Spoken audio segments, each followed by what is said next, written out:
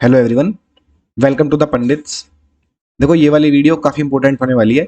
इसमें हम बात करेंगे कि ऐसी क्या चीज़ें होती हैं, क्या डिफरेंशिएटिंग फैक्टर होते हैं जिनकी वजह से एक बच्चा एवरेज स्टूडेंट बनकर निकलता है एग्जाम के बाहर जब उसके मार्क्स आते हैं, और एक बच्चा टॉपर बनकर निकलता है। ठीक है।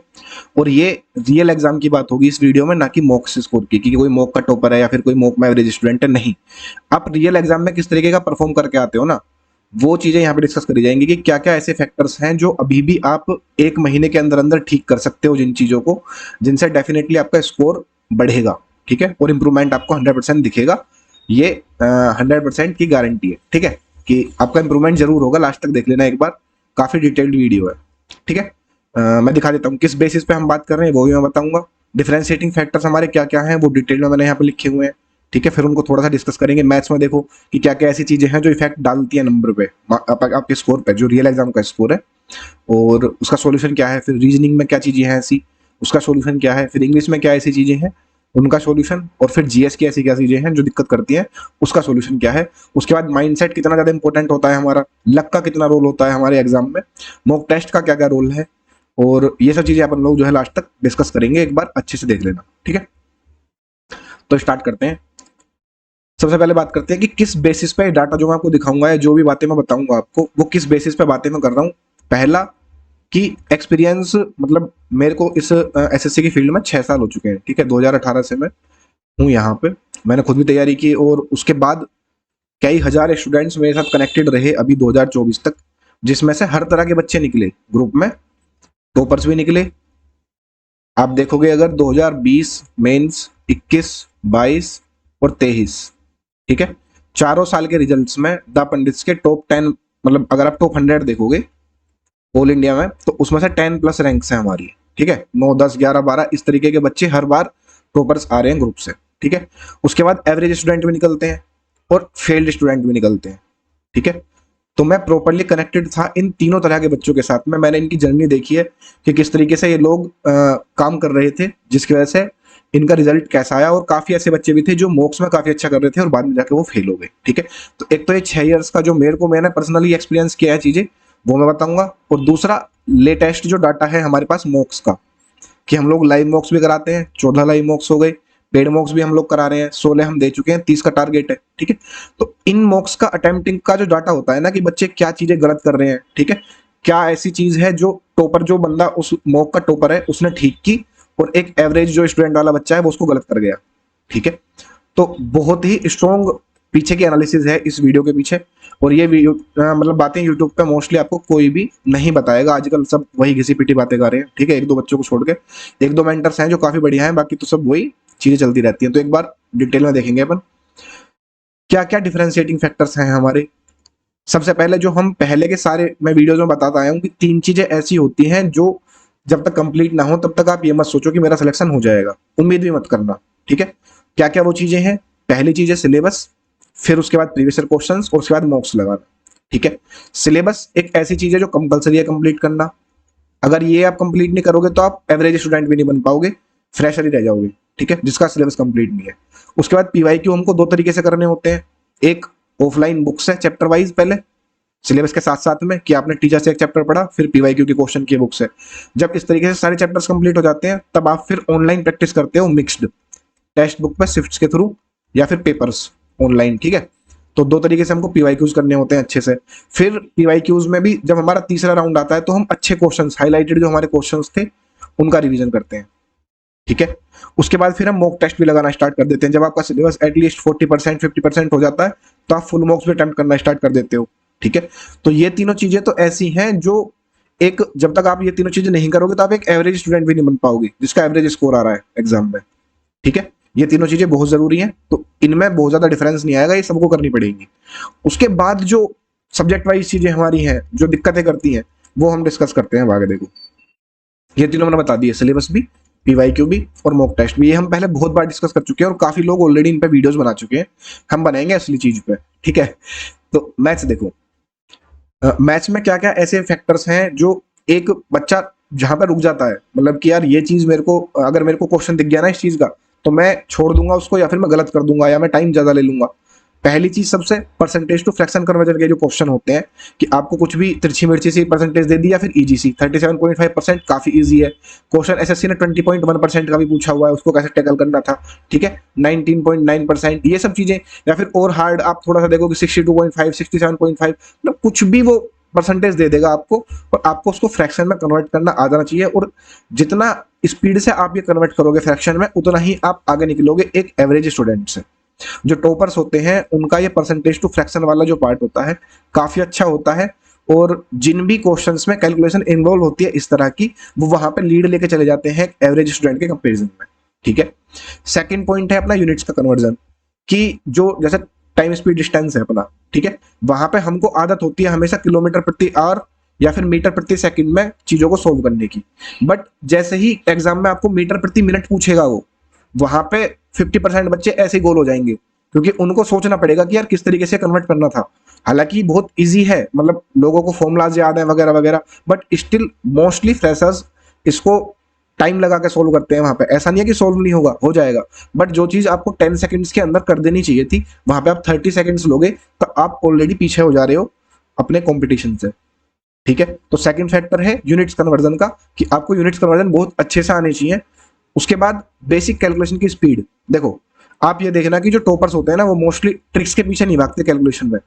कैलकुलेशन के अंदर बहुत लिमिटेड ट्रिक्स होती हैं जो पेपर में आप लगा सकते हो, ठीक है। बाकी मतलब बोलने के लिए या वीडियो बनाने के लिए वैदिक मैथ्स वगैरह 100-200 ट्रिक मिल जाएंगी, बुक्स में मिल जाएंगी आपको बहुत सारी।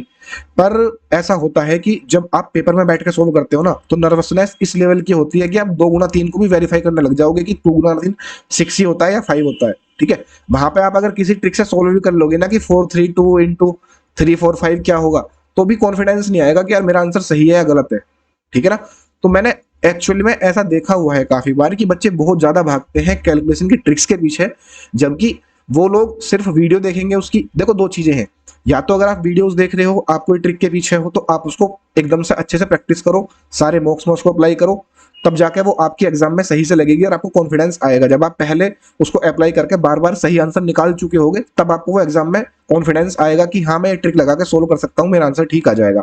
अदरवाइज 99% बच्चे कैलकुलेशन की वीडियोस देखते हैं, ठीक है, उसके बाद 1-2 दिन उसको करेंगे और फिर वापस से अपने बेसिक वाले मेथड पे आ जाएंगे, क्योंकि कॉन्फिडेंस रहता नहीं है, ठीक है, बहुत ज्यादा प्रैक्टिस की कमी रहती है। तो भाई जो तुम्हारी बेसिक की कैलकुलेशन स्पीड है ना, उसको भी आप अगर करोगे, बेसिक कैलकुलेशन स्पीड क्या कि भाई अगर 4 5 6 को मेरे को 3 2 की मल्टीप्लाई करनी है, तो जैसे मैं 10 12th में करता आ रहा हूँ बचपन से, मतलब सेकंड क्लास में मैंने जो मल्टीप्लाई सीखी थी, मैं उसी मेथड से इसको किस तरीके से फास्ट करूँ, ठीक है।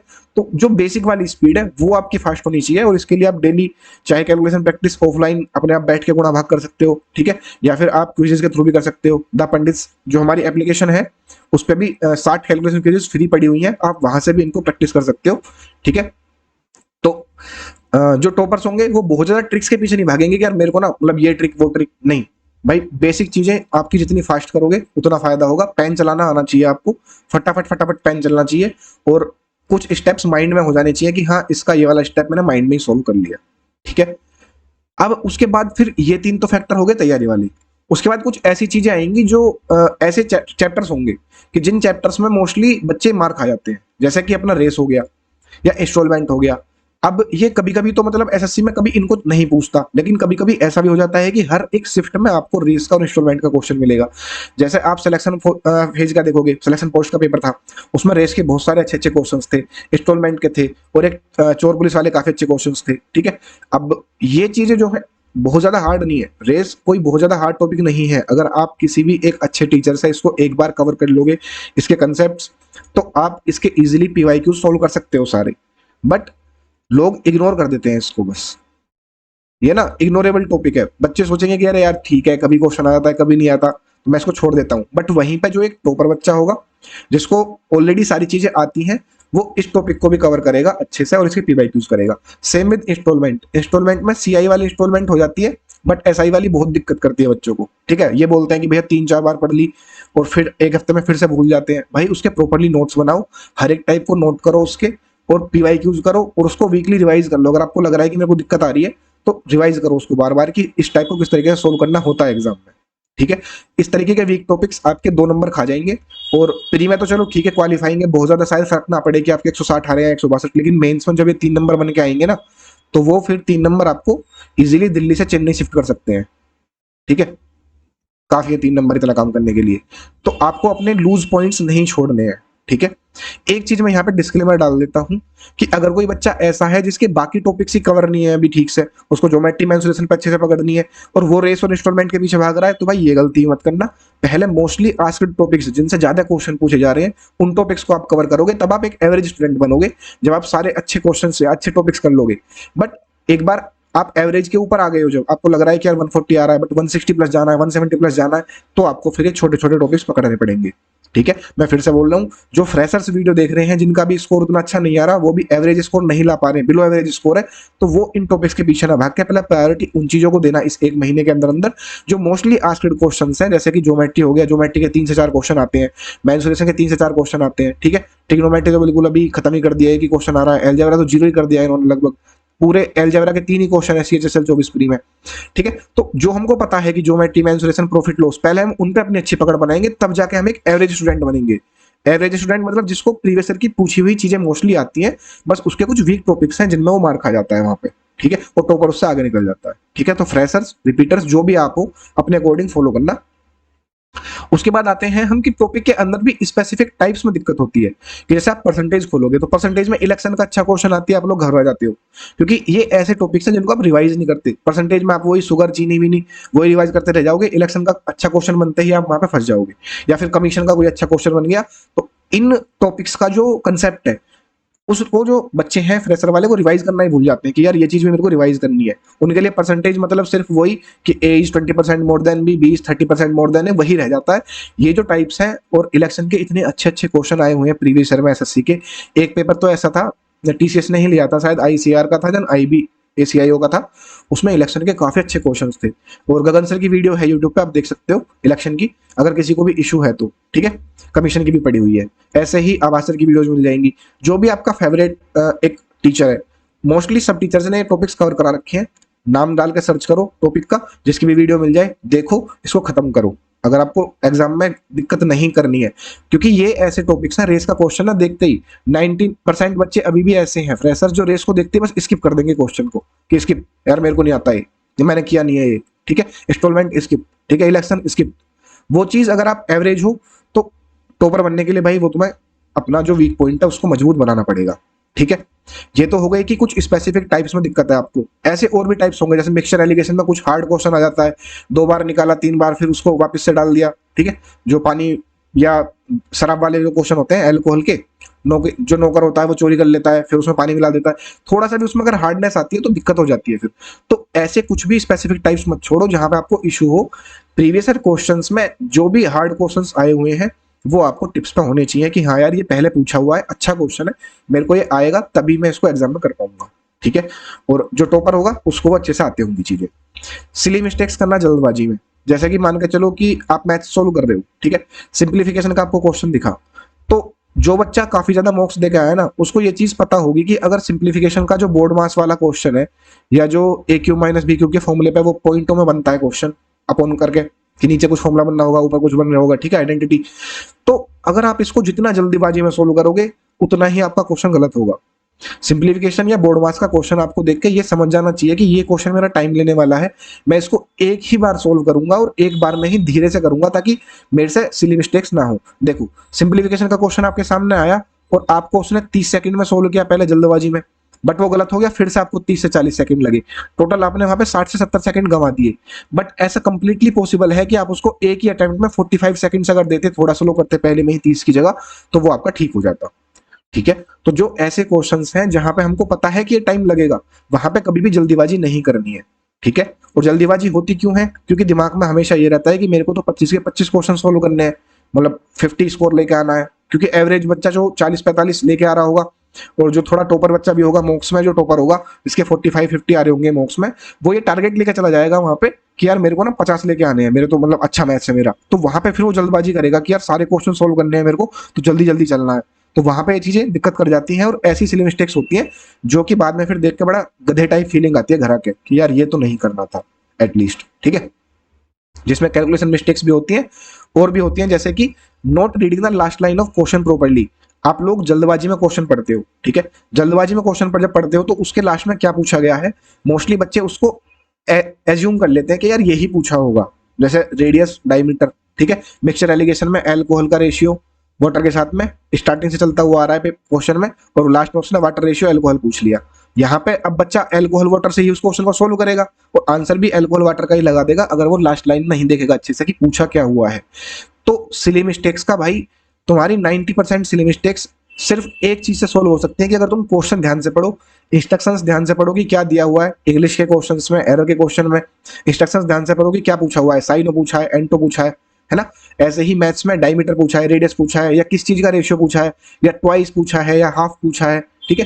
क्योंकि बच्चों को आदत होती है कि जब वो कैलकुलेट करते हैं ना, जैसे मैंने अलजेब्रा मान के चलो, अलजेब्रा मैंने एक कोई भी बड़ी सी इक्वेशन दे दी और एक्स वाई जेड के 3 टर्म्स में है, वहां से मेरे को कोई वैल्यू निकालनी है, ठीक है, मान के चलो वहां से मेरे को एक्स निकालना है, कोई भी एक्स की इक्वेशन है, मेरे को एक्स निकालना है, बट उसने लास्ट लाइन में दिया हुआ है फाइंड ट्वाइस ऑफ एक्स। तो बच्चा ना सोल्व करेगा, उसको एक्स की वैल्यू निकालेगा, 4 फटाफट ऑप्शन देखेगा 4, और शायद वो एग्जामिनर अगर उसको गलत कराना चाह रहा है उसको ए ऑप्शन पर रखेगा और नीचे उसके बी पे 8 होगा या सी पे, और आंसर 8 होगा, आप 4 लगा के आगे बढ़ जाओगे, फिर घर आके आप रोगे कि यार मैंने तो जल्दबाजी में गलत कर दिया।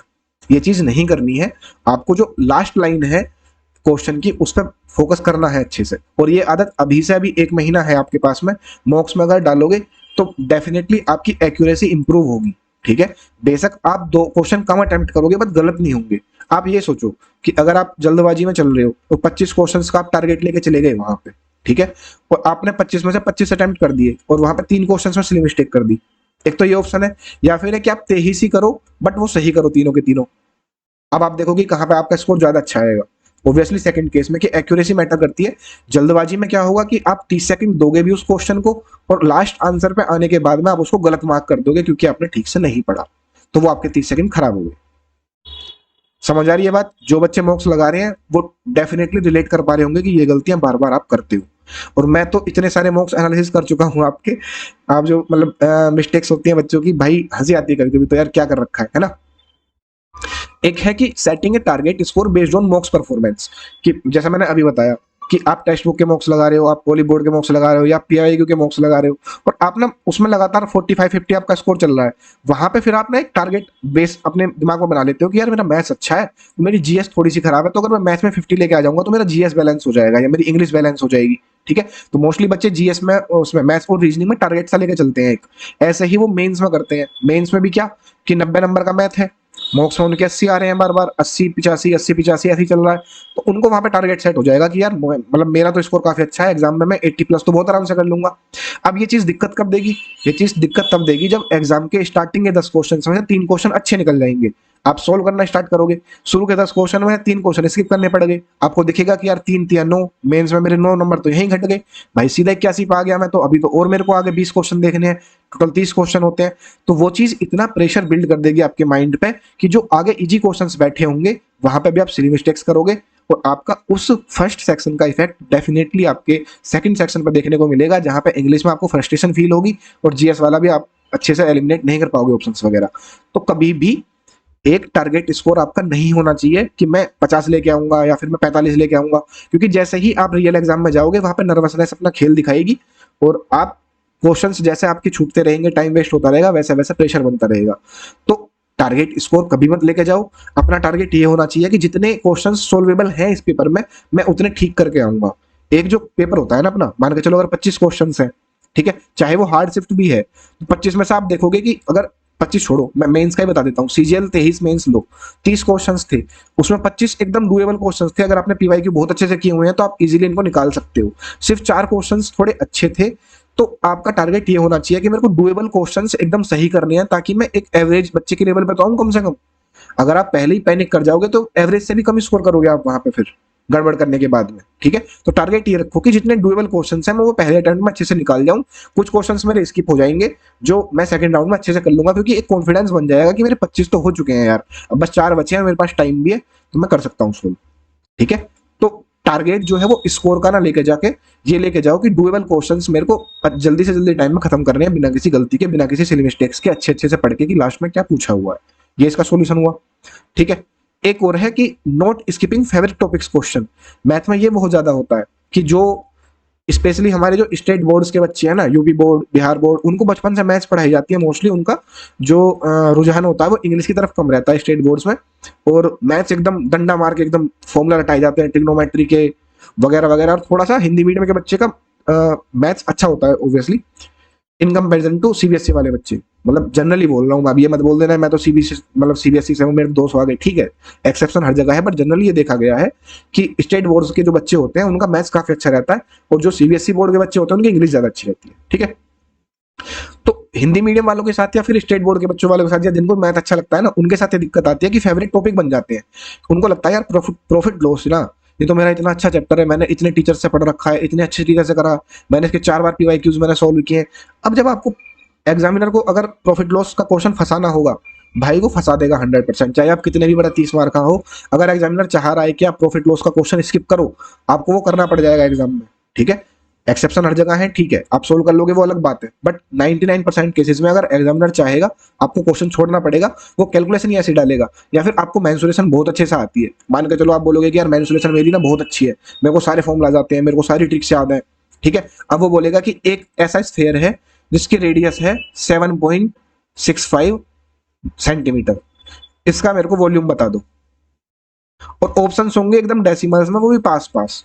मान के चलो मैं एज्यूम कर लेता हूं कि ऑप्शंस होंगे ऐसे आपके 4865.32, चलो इसमें एक 5 डिजिट बना देता हूं मैं, ठीक है। वो बोलेगा approx to 2 decimal places, exact answer नहीं देगा, अप्रोक्स।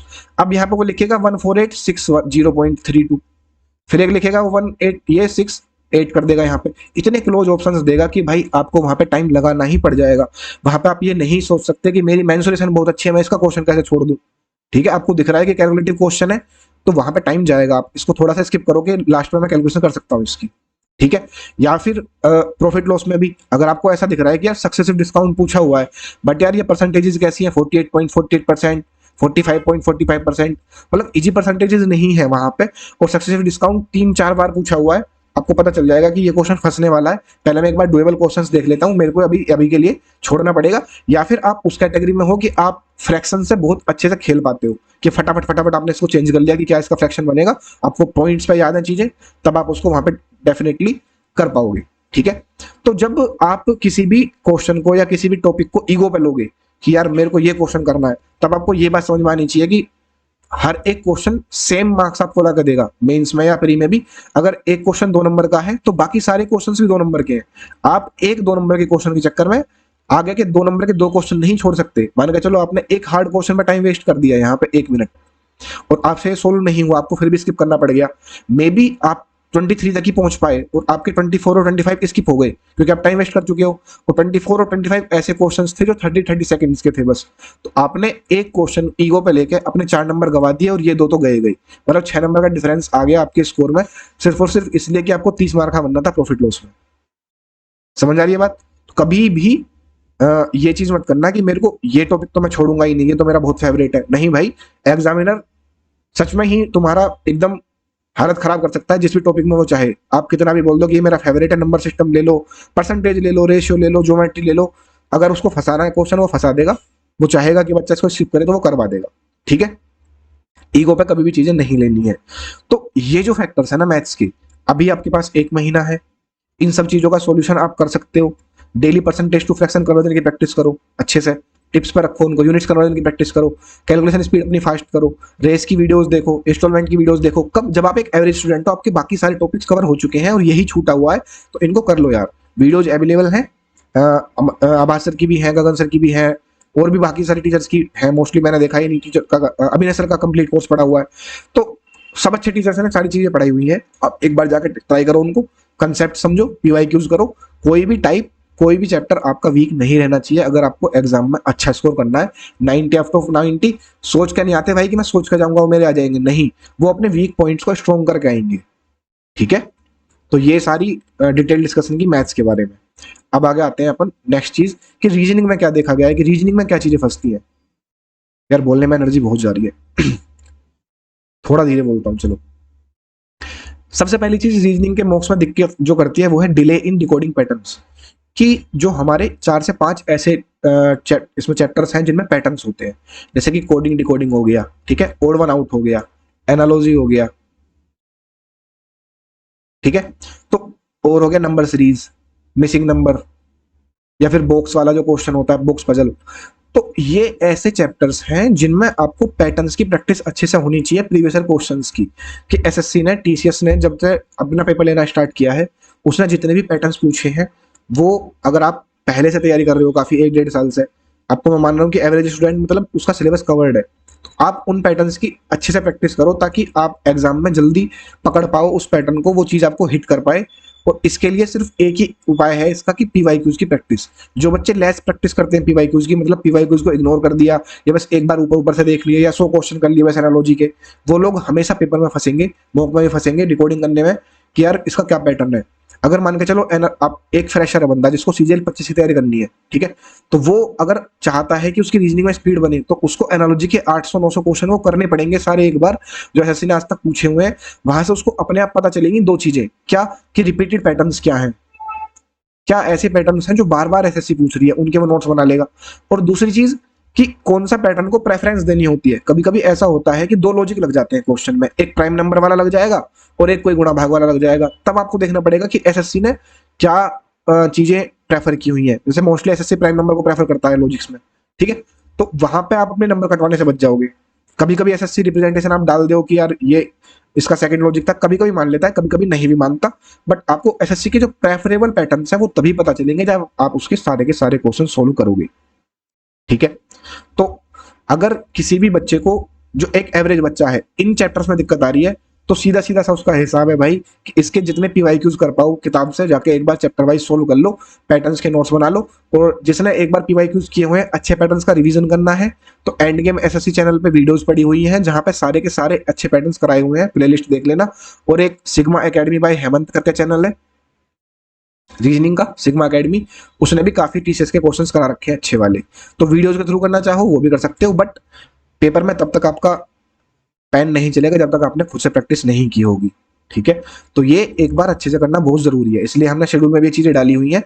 जितना आप टाइम यहाँ पे वेस्ट करोगे एक पैटर्न को पकड़ने में, उतना ही आपका ओवरऑल टाइम रीजनिंग का बढ़ेगा, ठीक है। अगर 4 क्वेश्चन पैटर्न के थे, कि चार चार नहीं बल्कि ज्यादा ही आते हैं, मान कर चलो 7-8 क्वेश्चन ऐसे थे जिनमें लॉजिक ढूंढना था, ठीक है, और एक टॉपर जो है वो 7-8 क्वेश्चन 6 मिनट में कर रहा है और आप वहां पे 9 मिनट ले रहे हो, तो 3 मिनट आपने यहीं पे खो दिए, जो कि आपकी ओवरऑल परफॉर्मेंस में दिक्कत डालेगा कि आप अच्छे क्वेश्चन नहीं अटेम्प्ट कर पाओगे लास्ट में।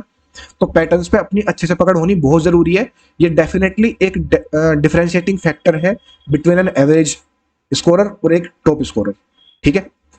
इसमें भी वही चीज है कि नोट स्किपिंग क्वेश्चंस वह नीडेड, जब जरूरत है उस टाइम पे आप क्वेश्चन अगर स्किप नहीं करोगे तो लंका लगने वाली है फॉर श्योर। मान के चलो एक कोडिंग डिकोडिंग का क्वेश्चन है, अगर आपने प्रैक्टिस की हुई है और आपने उसको 1 मिनट तक ट्राई कर लिया, मैक्सिमम अगर आपने 1 मिनट तक ट्राई कर लिया, आपको कोई पैटर्न नहीं पकड़ में आ रहा, तुरंत स्किप कर दो, किसी क्वेश्चन पर 2-3 मिनट लगाने की जरूरत नहीं है, ठीक है। आप पहला राउंड कर रहे हो, पहले अटेम्प्ट में एक क्वेश्चन को 2 मिनट 2.5 मिनट तक सोच रहे हो बैठ के, तो आप फिर वो गड़बड़ कर रहे हो, वहां पे आगे जाके आपको उसका भुगतान करना पड़ेगा किसी दूसरे सेक्शन में, ठीक है, जहां पे आपको टाइम कम मिलेगा फिर, है ना। तो अपने को पता होना चाहिए कि कब अपने को क्वेश्चन ये है स्किप करना है, खासकर पैटर्न वाला, कि आपने 30 सेकंड ट्राई किया, हल्का सा बना, या 1 मिनट तक मैक्स मैक्स 1 मिनट ट्राई किया, आपको लग रहा है कि यार नहीं पकड़ में आ रही है चीजें, छोड़ दो भाई, ठीक है। ये 2 नंबर के चक्कर में मैंने बताया ना पहले कि बाकी के 6 नंबर का नुकसान नहीं करना है, कि 2 इसके जाएंगे फिर और 4 जाएंगे 2 इजी वाले नंबरों के, वो चीज नहीं करनी है। पैटर्न वाले क्वेश्चन नहीं समझ में आ रहे, छोड़ दो, बाद में देख लेना। ऐसा हो सकता है ना, क्योंकि देखो इसमें ना कभी भी श्योरिटी नहीं होती। पैटर्न वाले क्वेश्चन में कितना भी बड़ा कोई लीजेंड हो, वो ये नहीं बता सकता कि आप मेरे को एक पैटर्न का क्वेश्चन दो, मैं with in this fix time limit इसको सोल्व कर दूंगा। आपको नहीं पता चलेगा कि जो क्वेश्चन सामने आया हुआ है वो किस लेवल का है, एग्जामिनर ने उसमें क्या लॉजिक लगाया हुआ है। ऐसा हो सकता है कि आप पूरा 1 घंटा उसको बैठ कर सोचो और आपको वो हिट ना करे वहां पे, और ऐसा भी हो सकता है कि आप 30 सेकंड में उसको पकड़ पाओ। तो जितनी आपकी प्रैक्टिस है उसके बेस पे आप 30 सेकंड से लेके 1 मिनट तक उस क्वेश्चन को ट्राई करो। अब 1 मिनट से आप ज्यादा लगाओगे तो श्योर स्पॉट वहां पे कभी भी गारंटी नहीं होगी कि आपका ठीक होगा वहां पे, लेकिन टाइम जाएगा। इस टाइम को आप अगर मैथ्स में लगाओगे, सोचो अगर जो मैथ्स है, जैसे हम बोलते हैं सेकंड राउंड में मैथ्स को पहले करना चाहिए, क्योंकि मैथ्स में भाई आपको पता होता है कि क्वेश्चन डुएबल है या नहीं डुएबल है। आपने क्वेश्चन पढ़ा, आपको पता चल जाएगा कि यार मेरे से हो जाएगा या फिर मेरे से नहीं होगा। 90% केसेस में आप दिमाग में क्वेश्चन पढ़ते ही श्योर हो जाओगे कि मैं कर पाऊंगा या नहीं कर पाऊंगा। बट रीजनिंग में ऐसा नहीं है, तो रीजनिंग में टाइम वेस्ट नहीं करना है। जहां पे दिखे कि यार क्वेश्चन फंस रहा है, तुरंत उसको छोड़ दो। उसके बाद इसमें भी कुछ ऐसे टॉपिक्स हैं जो बार बार दिक्कत करते हैं, जैसे कि कैलेंडर। कैलेंडर एक ऐसा टॉपिक है जिसको बच्चे बहुत हल्के में लेते हैं और एसएससी का फेवरेट टॉपिक बना हुआ है प्री के। अगर आप एग्जाम्स देखोगे, मेंस में तो उतना नहीं पूछता, लेकिन प्री में आप देखोगे तो प्री की हर शिफ्ट में एक क्वेश्चन कैलेंडर का टपक जाता है कहीं ना कहीं से। और इसका भी इलेक्शन और वही वाला सीन है रेस वाला कि बच्चे कंसेप्ट ही नहीं देखते इसका, वो छोड़ ही देते हैं, बस इग्नोर मार देते हैं। अगर आप एक एवरेज स्टूडेंट हो जिसके सारे चैप्टर्स ऑलरेडी कवर्ड है, यही छूटा हुआ है, तो जाके भाई इसकी वीडियो देखो। इवन कोचिंग चैनल पे कमल सर की कैलेंडर की पूरी वीडियो पड़ी हुई है 4 घंटे की। और भी टीचर्स ने करवा रखी है, विक्रमजीत सर ने भी करवा रखी है, जिसका भी आपको अच्छा लगे आप देख सकते हो, पहले जिससे भी आपने पढ़ा हुआ है। कैलेंडर की वीडियो देखो, नोट्स बनाओ, ऐसे नोट्स बना लो कि आपको जिनको जल्दी से आप रिवाइज कर पाओ। हर टाइप का एक क्वेश्चन नोट कर लो कि क्या ट्रिक्स लगानी होती है, किस तरीके से सोल्व करना होता है, उसको रिवाइज करो। ठीक है, छोड़ना नहीं है। ये 2 नंबर काफी महत्वपूर्ण हो सकते हैं अगर कट ऑफ 150 है और आपका 148 स्कोर रह गया, ठीक है, नॉर्मलाइज वाला, तो वहां पर कैलेंडर आपको दुख देगा। फिर नेक्स्ट देखो, जीके बेस्ड एनालॉजी जब आ जाती है। जीके बेस्ड एनालॉजी मींस इस तरीके के क्वेश्चन आते हैं कि एक एनिमल लिखा है यहाँ पे, एनिमल का नाम, फिर उसके बेबी का नाम लिख दिया यहाँ पे, फिर ऐसे 4 डॉट्स लगाए, फिर दूसरे एनिमल का नाम लिखा, फिर उसके बेबी का नाम पूछा है यहाँ पे क्वेश्चन मार्क करके, 4 ऑप्शंस होंगे। तो जीके बेस्ड एनालॉजी वाले क्वेश्चंस काफी फंसते हैं, और इसमें एसएससी के कुछ फेवरेट टॉपिक्स हैं, जैसे कि एनिमल्स के बेबीज के नेम, ठीक है, एनिमल्स के साउंड्स, ठीक है, कंट्रीज की कैपिटल्स, कंट्रीज की करेंसी, ठीक है, और थोड़ा सा बायोलॉजी में जो तुम्हारे साइंटिफिक नेम्स जो होते हैं वो भी पूछ लेता है ऐसे में। तो ये मोस्टली आस्क्ड क्वेश्चन है। अब ये कहाँ से पता चलेगा? जब आप एनालॉजी के क्वेश्चन पीवाईक्यूज के सोल्व करोगे तब पता चलेगा कि एसएससी क्या ज्यादा पूछ रहा है, मेरे को क्या कवर करना है। ठीक है, तो ये वाले क्वेश्चंस भी नहीं छोड़ने।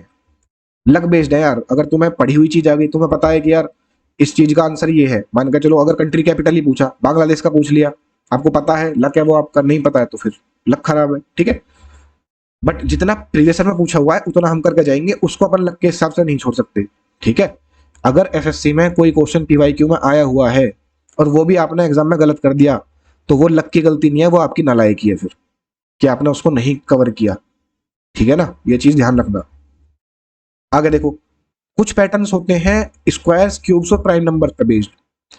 तो ऊपर जो बच्चा होता है उसको पता होता है सारे के सारे स्क्वायर्स उसको टिप्स पे होते हैं, क्यूब्स टिप्स पे होते हैं उसको 20-30 तक के आराम से। और उसको ये भी पता होता है कि स्क्वायर -1 करूंगा तो क्या आएगा, +1 करूंगा तो क्या आएगा, क्यूब -1 करूंगा तो क्या आएगा, क्यूब +1 करूंगा तो क्या आएगा। जैसा मान के चलो, अगर मैं एक क्वेश्चन लिखता हूँ यहाँ पे, जैसे मैंने मॉक्स में देखा है कि मैं एक क्वेश्चन लिख रहा हूँ यहाँ पे 8, ठीक है, फिर मैं लिख रहा हूँ 63, फिर मैं लिख रहा हूँ 124, फिर मैं लिख रहा हूँ 215। ठीक है, अब अगर आपको नेक्स्ट टर्म बताना है, सॉरी, अगर एक एवरेज स्टूडेंट है तो वो कहीं ना कहीं, जिसको प्रैक्टिस नहीं है, वो कुछ भी गुणा भाग करके लगाना स्टार्ट कर देगा। लेकिन जिसने अच्छे से प्रैक्टिस की हुई है उसको दिख रहा होगा कि यार ये ना क्यूब -1 है, ये 9 -1 है, ये 64 -1 है, ये 125 -1 है, ये 216 -1 है। उसको क्यूब का -1 +1 याद होगा, वो 10 को भी पहचान लेगा, 65 को भी, 126 को भी और 217 को भी।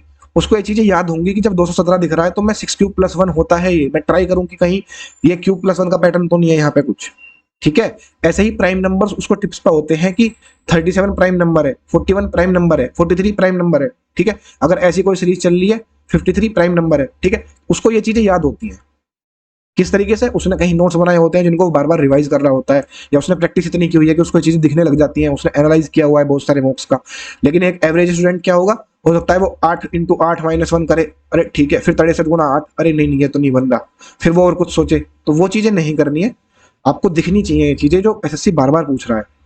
उसके बाद कहाँ पे दिक्कत आती है? डिजिट बेस्ड पैटर्न, डिजिट जो बेस्ड पैटर्न होते हैं। जैसे कि मैं फिर से एक क्वेश्चन लिख रहा हूँ यहाँ पे कि 3, 4, 25। ठीक है, मैं फिर से एक क्वेश्चन लिख रहा हूँ 1, 2, मैंने यहाँ पे लिख दिया 5। फिर मैंने एक पूछ लिया कि 3, 5 का आंसर क्या होगा। अब मोस्टली फिर सब बच्चे वही करेंगे जिन्होंने प्रैक्टिस नहीं की है कि यार इसको मैं माइनस करके देखता हूँ, 34 में से 25 गए, 9 बचा, 12 में से यार यहाँ तो 7 का डिफरेंस है, अरे ये तो फिर कुछ बन नहीं रही सेटिंग। फिर वो सोचेंगे कि इसका हाफ करके देखो, हाफ में कुछ जुड़ रहा है। बट ये चीज ऐसे नहीं है। डिजिट्स देखने की आदत भी डालो। 3 का स्क्वायर 4 का स्क्वायर 25 होता है, 1 का स्क्वायर 2 का स्क्वायर सम करोगे 5 आएगा, 3 का स्क्वायर 5 का स्क्वायर आंसर होगा। ये CHSL 24 प्री का पूछा हुआ पैटर्न है, इसलिए हमने मॉक्स में भी डाला। और बच्चों को डिजिट्स देखने की आदत नहीं होती, वो कंप्लीट होल नंबर ही देखते हैं। जबकि एसएससी ने इतना अच्छा किया है अभी कि वो ऊपर इंस्ट्रक्शंस डालता है कि किस क्वेश्चन में डिजिट्स आप अलग अलग उनको देखोगे और किस क्वेश्चन में आपको होल नंबर देखना है। ठीक है, तो ये भी जो लोग प्रोमोक्स अटेम्प्ट कर रहे हैं ना, पेड वाले, उनकी हर एक डिटेल्ड एनालिसिस वीडियो में मैं ये बात बोलता हूँ कि ये चीजें देखनी होती हैं भाई, तभी आप लीड ले पाओगे एक एवरेज स्टूडेंट से। जो लोग देखते हैं प्रोमोक्स की वीडियोज एनालिसिस वाली, वो कनेक्ट कर पा रहे होंगे अच्छे से। ठीक है, कि ये चीज हर मौके में बताई जाती है कि यार डिजिट्स देखनी है वहां पे। उसके बाद फिगर काउंटिंग एक ऐसा टॉपिक है, सॉरी मैंने फिगर सीरीज मिस कर दिया, हाँ, फिगर सीरीज एक ऐसा टॉपिक है जो मोस्टली 99% बच्चे जिसमें मात खा जाते हैं। ठीक है, अगर इजी आ गया तो सब कर देते हैं, बट मोस्टली इसके अच्छे क्वेश्चंस पूछे जा रहे हैं। इसकी भी कंसेप्ट वीडियो देख लो यार एक बार, एंड गेम एसएससी ने भी डाली हुई है इसकी वीडियो। एंड गेम एसएससी और सिग्मा एकेडमी, ये दो ऐसे चैनल्स हैं आपके रीजनिंग के लिए, और एक इवन कोचिंग सेंटर। इन तीनों की जितनी भी अच्छी अच्छी वीडियोज है वो आप देख सकते हो अगर आपको किसी भी चैप्टर के कंसेप्ट में दिक्कत है। ठीक है, वीडियोज कभी भी प्रैक्टिस का सब्स्टिट्यूट नहीं होती। ठीक है, आप सोचो कि मैं बस वीडियोस देख देख कर चला जाऊं, मेरा वहां पे हो जाएगा, पैटर्न्स की मैंने सारी वीडियोस देख ली हैं भाई, जितनी भी यूट्यूब पे है अवेलेबल मैं वहां लगा दूंगा, नहीं होगा भाई। जब तक आप खुद बैठ के आप सोचोगे नहीं ना कि ये क्या हो रखा है पेपर में, क्या पूछा हुआ है क्वेश्चन में, बुक से आप सोल्व नहीं करोगे या फिर मॉक टेस्ट नहीं लगाओगे, तब तक आपका पेन वहां पे नहीं चलने वाला है। इसलिए वीडियोस देखो कंसेप्ट क्लैरिटी के लिए, साथ के साथ उसके पीवाईक्यूज करो ताकि आपका हाथ चले वहां पे और चीजें फिर आप एग्जाम में भी सोल्व कर पाओ। फिगर सीरीज की भी वीडियोस देख सकते हो आप, अपने कंसेप्ट क्लियर करो ताकि फिगर सीरीज का क्वेश्चन आपके 3 नंबर ना खाए या 2 नंबर ना खाए प्री में। ठीक है, फिगर काउंटिंग का कभी कभी बहुत अच्छा क्वेश्चन आ जाता है, इसके बेसिक जो रूल्स है वो सबको पता होते हैं कि ये दिया हुआ है तो 1+2 कर देंगे हम, ठीक है, 3 ट्रायंगल्स हो गए, ये तो सबको पता है। बट जब थोड़ा अच्छा क्वेश्चन डालेगा तो फंस जाते हैं बच्चे, उनकी भी प्रैक्टिस आप पीवाईक्यू से कर सकते हो, वीडियो देख सकते हो, इन्हीं चैनल्स पे मिल जाएंगे आपको। ठीक है, और इन सारे फैक्टर्स की वजह से मेन दिक्कत क्या आती है, taking more time than needed in total. अगर आपकी रीजनिंग 15 मिनट में होनी चाहिए थी, आप उसको 18 मिनट में कर रहे हो, तो 3 मिनट आपके वो वेस्ट हो गए वहां पे, क्योंकि आपने इतनी प्रैक्टिस नहीं की थी, आपने अपने वीक टॉपिक छोड़े हुए थे, या आपने किसी भी तरह की नालायकी की हुई है पहले अपनी प्रिपरेशन के दौरान, जो कि आपको दिक्कत देने वाली है एग्जाम में। ठीक है, तो ये था अपना रीजनिंग का सारा काला चिट्ठा कि क्या क्या दिक्कतें होती हैं और क्या क्या आप सुधार सकते हो। सॉल्यूशन क्या है, सॉल्यूशन बता दिया मैंने, पैटर्न्स के सारे पीवाईक्यूज अच्छे से प्रैक्टिस करो। अभी आपके पास 1 महीना है, एटलीस्ट अच्छे क्वेश्चंस तो कर ही लो जो वीडियोज में कराए हुए हैं सर ने, और थोड़े से पीवाईक्यूज कर लो बुक से। ठीक है, एटलीस्ट 100 क्वेश्चंस तो कर ही लो, क्योंकि बच्चे बोलेंगे सर 800-900 क्वेश्चन तो कैसे मैं कर पाऊंगा, मैंने तो पहले देखा ही नहीं, एकदम नालायक था मैं तो भाई तुम अगर नालायक थे पहले तो एक काम करो, एक बार एंड गेम एसएससी की वीडियो देखो और इवन कोचिंग की देखो। इन दोनों वीडियोस को देखने के बाद में एटलीस्ट 100 क्वेश्चन कर लो हर टॉपिक के, जो ये पैटर्न वाले क्वेश्चन है। 100 क्वेश्चन में आपको बेटर एक आइडिया मिल जाएगा कि क्या चीजें चल रही है, और लेटेस्ट वाले 100 करना जो लास्ट ईयर के एग्जाम्स के, मतलब पीछे से 2023 2024 वाले पहले करना, 2018 वाले बाद में कर लेना। ठीक है, तो ये चीजें अपनी मैथ्स रीजनिंग की डिटेल में हो गई है। नेक्स्ट चलते हैं अपना इंग्लिश पे। इंग्लिश में देखो सबसे ज्यादा जो दिक्कत करती है एवरेज और टॉपर स्टूडेंट के बीच में, वो होती है रीडिंग का पार्ट। जिस बच्चे ने जितनी ज्यादा रीडिंग करी होती है ना अच्छे से, मतलब न्यूज़पेपर पढ़ा है उसने, एडिटोरियल्स पढ़े हैं या फिर उसने नॉवेल्स पढ़े हैं, उसको बचपन से इंग्लिश मीडियम में बुक्स पढ़ने की आदत है, तो वो बच्चा ओवरऑल एक ऐसे बच्चे से ज्यादा स्कोर कर जाएगा जिसको कभी रीडिंग की आदत ही नहीं थी, या जिसने रीडिंग की ही नहीं है बचपन से कभी भी। ठीक है, सिर्फ जो रूल्स बेस्ड बच जाए ना कि मैं रूल्स पढ़ लूंगा तो मेरा हो जाएगा, कि मेरे को रीडिंग की जरूरत नहीं है, भाई तुम पीछे रह जाओगे। एसएससी के पेपर में रीडिंग का रोल फिलहाल 50% है इंग्लिश में, ग्रामर और वोकैब को मिला दोगे तो 50% बैठेगा, ग्रामर प्लस वोकैब को मिलाकर 50 बैठेगा, और अकेला जो रीडिंग वाला पार्ट है वो 50 बैठेगा। तो अगर आप सिर्फ और सिर्फ ग्रामर और वोकैब के पीछे भाग रहे हो और रीडिंग को आप इग्नोर कर रहे हो, तो आप एक बहुत बड़े मतलब पागलों वाली श्रेणी में जा सकते हो। ठीक है जी, इंग्लिश में बिल्कुल भी रीडिंग को इग्नोर नहीं करना है। ठीक है, और थोड़े से अगर तुमको लग रहा है कि यार ये कैसे वर्ड यूज कर रहा है पागल नालायक, मैं ऐसा सोच रहा हूँ कि मेरा कोई छोटा भाई, कोई छोटी बहन है जो वीडियो देख रही है ये, उसको समझाने के लिए ये चीजें बोली जा रही हैं, तो ईगो वगैरह पे मत लेना। ठीक है, मेरे को ये बोल दिया वो बोल दिया, वैसे तुम हो अगर ये गलतियां कर रहे हो ना तो दिक्कत फिर भाई है। अगर तुम अच्छा अच्छा सुन के सोच रहे हो कि अच्छी अच्छी बातें मेरे को बता दो, बस अच्छा अच्छा बोलो, तो बाद में फिर मैं फेल हो जाऊं तो कुछ फायदा नहीं है उसका। ठीक है, कहीं ना कहीं आईना दिखाने की जरूरत होती है कि तुमने कहाँ गलतियां की हैं, क्या नालायक तुमने पना किया है पहले जिसकी वजह से स्कोर आपका डाउन हो रहा है। ठीक है, अगर कोई अभी भी ऐसा बच्चा है महानुभाव जो रीडिंग नहीं कर रहा है, तो भाई कोशिश करो, स्टार्ट कर दो अभी से। 1 महीना है आपके पास, डेली का आर्टिकल पढ़ो, कुछ भी पढ़ो, कहीं से भी पढ़ो, चाहे आप बुक पढ़ रहे हो कोई एनसीईआरटी की किताब से, हिस्ट्री थ्योरी कुछ भी पढ़ लो, पढ़नी है इंग्लिश, आधा घंटा डेली पढ़नी है। ठीक है, उसके बाद एसएससी का फेवरेट क्वेश्चन सीएचएसएल 2024 प्री, इसके आप स्पोर्टिंग एरर्स उठाकर देख लेना, कितने सारे क्वेश्चंस फ्रेजल वर्ब से पूछे हुए हैं, आपकी आंखें एकदम खुल जाएंगी कि अरे क्या हो गया। ऐसे ही फिक्स प्रपोजिशन से भी, ऐसे ही आर्टिकल्स से, ठीक है, ऐसे ही एडजेक्टिव एडवर्ब से। ठीक है, तो फ्रेजल वर्ब एक ऐसा टॉपिक है जो हमेशा एक एवरेज बच्चे को अलग करेगा एक टॉपर बच्चे से। जो टॉपर बच्चा होगा वो फ्रेजल वर्ब वाला टॉपिक भी छोड़ कर नहीं जाएगा, उसको आती होंगी वो चीजें, उसने रिवाइज किया होगा बार बार, और वो वहां पे मार्क्स लेके चला जाएगा। इसी वजह से आप अगर देखोगे द पंडित्स के जितने भी मॉक्स हैं, चाहे वो लाइव मॉक्स हो चाहे वो पेड मॉक्स हो, हर एक मॉक का हम पैटर्न इस तरीके से रखते हैं कि उसमें एक फ्रेजल वर्ब जरूर आएगी और उसके एक्सप्लेनेशन में उसके चारों ऑप्शंस को हम एक्सप्लेन करते हैं with examples, with Hindi meaning की इसका क्या मीनिंग है। एक फिक्स प्रपोजिशन का क्वेश्चन आपको जरूर देखने को मिलेगा, जरूर जरूर, चाहे वो क्लोज टेस्ट में हो, चाहे वो फिल इन द ब्लैंक्स में हो, चाहे वो आपका स्पॉटिंग एरर में हो। क्यों? आदत पड़ जाए, जब पेपर में आपकी आंख खुलेंगी ना कि ये फ्रेजल वर्ब्स कहाँ से आ गई, ये तो मैंने छोड़ दिया था, वो चीज एग्जैक्टली जाके आपको पेपर में ना दिखाई दे। इसलिए हम अभी से मॉक्स में ये चीजें डाल रहे हैं। जिन्होंने अटेम्प्ट किया होगा उनको पता है, जो इंग्लिश के सॉल्यूशंस भी देखते होंगे पेड वाले, डिटेल में अपन लोग डिस्कस करते हैं उस चीज को, ताकि अभी से आपकी जो जो एक वीक पॉइंट था वो धीरे धीरे धीरे धीरे अपन उसको स्ट्रॉन्ग पॉइंट में कन्वर्ट कर सके। रिवीजन बहुत ज्यादा जरूरी होता है फ्रेजल वर्ब्स में। आप आज पढ़ोगे कल भूल जाओगे अगर नहीं रिवाइज करोगे तो ये दोनों टॉपिक्स ऐसे हैं, फ्रेजल वर्ब वाला और फिक्स प्रिपरेशन वाला, कि ये आपको कवर करने हैं। अगर आपके इंग्लिश में अच्छे नंबर आ रहे हैं 40 के लगभग में, कहीं कहीं गलती हो रही है, मैं फिर से बोल रहा हूँ, फ्रेशर हो तो पहले बाकी टॉपिक्स कर लो, ठीक है। बट अगर एवरेज हो और कहीं पे नंबर कट रहे हैं, इन्हीं फोकस चीजों में कटेंगे आपके। का नंबर अगर अच्छा सेट आ जाएगा ना, तो जो टॉपर बच्चा है उसने इन चीजों पर काम किया होगा, वो इनको टिक लगा देगा। या तो उसका लक कम कर जाएगा, लक का फैक्टर भी बहुत होता है, वो मैं बाद में बताऊंगा, ठीक है। बट मेहनत भी होती है, बहुत सारे बच्चे इनको कवर करते हैं अच्छे से। सोर्सेज क्या है इसके, फ्रेजल वर्ब्स के और फिक्स्ड प्रीपोजिशंस के? यूट्यूब पे आप देखोगे अमर वशिष्ठ सर की वीडियोस पड़ी हुई हैं और रानी मैम की वीडियोस पड़ी हुई हैं। ये दोनों वीडियोस देखो, इनके पीडीएफ्स भी हैं, बार बार रिवाइज करो। वीडियोज एक बार देख लेना, क्योंकि इनको ना बुक से पढ़कर रिटेन करना थोड़ा सा हार्ड रहता है, ठीक है। तो इनकी वीडियोज एक बार देख लेना, ताकि सर जो बोलते हैं या मैम जो बोलती हैं वो आपके दिमाग में थोड़ी देर के लिए रहे, और आप उसकी इमेज वगैरह कुछ क्रिएट करो, ताकि वो बाद में आपको रिटेन करने में आसानी हो, ठीक है। तो पीडीएफ से रट्टा नहीं मारना है, पीडीएफ बाद में देखना है जब आप वीडियोस देख लो एक बार, ठीक है।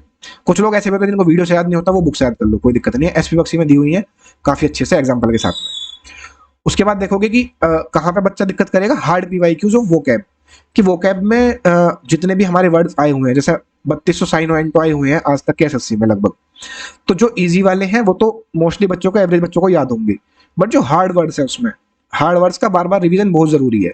जो ऐसे वर्ड्स हैं जो हम भूल जाते हैं, अगर पेपर में उसको हार्ड बनाना होगा, या मैं भी जब इंग्लिश का सेट बनाता हूँ अपना द पंडित्स के मॉक्स का, तो जब मेरे को लगता है कि मेरे को लेवल उठाना है, तो मैं यही चीज करूंगा कि मैं वोकैब का हार्ड वाला वर्ड डालूंगा वहां पे, जो काफी कम बच्चे फिर उसको ठीक कर पाते हैं। उसको 17%, 13% ऐसे परसेंट लोग ठीक करेंगे फिर, जबकि होता वो प्रीवियस ईयर का वर्ड ही है। और मैं फिर से बोल रहा हूँ, अगर आप प्रीवियस ईयर में आया हुआ वर्ड पेपर में गलत कर रहे हो, तो वो सिर्फ और सिर्फ आपकी नालायकी है, कुछ और नहीं, ठीक है। प्रीवियस ईयर का वर्ड नहीं गलत होना चाहिए, आपको टिप्स पे चीजें होनी चाहिए। अगर आप एज्यूम कर रहे हो कि मेरे को एक एसएससी से जॉब लेनी है, क्योंकि बाबू कंपटीशन बहुत ज्यादा है, बच्चे बहुत ज्यादा आगे निकल चुके हैं, ठीक है। रिपीटर्स बैठेंगे ना जो तुम्हारे साथ पेपर में, धुआं धुआं उड़ा देंगे, वो तुम देखते रह जाओगे फिर, ठीक है। डरना तो नहीं है, बट एक वेकअप कॉल है कि अगर आप सोच रहे हो कि नहीं कम मेहनत से भी कम चल जाएगा, तो नहीं चलेगा। बहुत सारे ऐसे लोग हैं जो 4600 ग्रेड पे अपने होम पोस्टिंग से दूर हैं, और वो होम पोस्टिंग के लिए पेपर देंगे, उनको पहले से सिलेबस आता है, वो इन्हीं चीजों पर काम करेंगे जो उनका छूटा हुआ है, और शायद डायरेक्ट एमईए ITI सीधा पहुंचेंगे वो, ठीक है, टॉप रैंक्स पे। तो अगर आप फ्रेशर हो या एक एवरेज स्टूडेंट हो, फर्स्ट अटेम्प्ट है, तो ये चीजें आपको इग्नोर नहीं करनी है, रिवीजन करना है बार बार। ऐसे ही पेपर में जब हार्ड क्लोज टेस्ट आ जाता है, वहां पर रीडिंग आपकी बहुत काम आती है कि आपने कितनी रीडिंग की हुई है। हार्ड क्लोज टेस्ट क्यों? क्लोज टेस्ट में तीनों चीजें होती हैं, वो तो ग्रामर को भी हार्ड बना सकता है, ग्रामर बेस्ड क्वेश्चन। वो क्लोज टेस्ट में रीडिंग को भी हार्ड बना सकता है कि आप रीडिंग करे होगे तभी कर पाओगे किसके साथ क्या आता है। या फिर वो कैब बेस्ड कि आपको मीनिंग पता होगा। जैसे आप हमारे वाले अगर क्लोज टेस्ट देखोगे तो उसमें क्या होता है कि एक क्वेश्चन में ग्रामर का डालूंगा, एक क्वेश्चन में रीडिंग बेस्ड डालूंगा, एक में डालूंगा वो कैब का, और दो होंगे मिससेलेनस, मतलब कुछ भी जो मेरे को अच्छा लगेगा वो। एक फैजल ऑफ भी डाल देता हूँ उसमें मैं कभी कभी, या फिर 2+V1 का डाल दिया।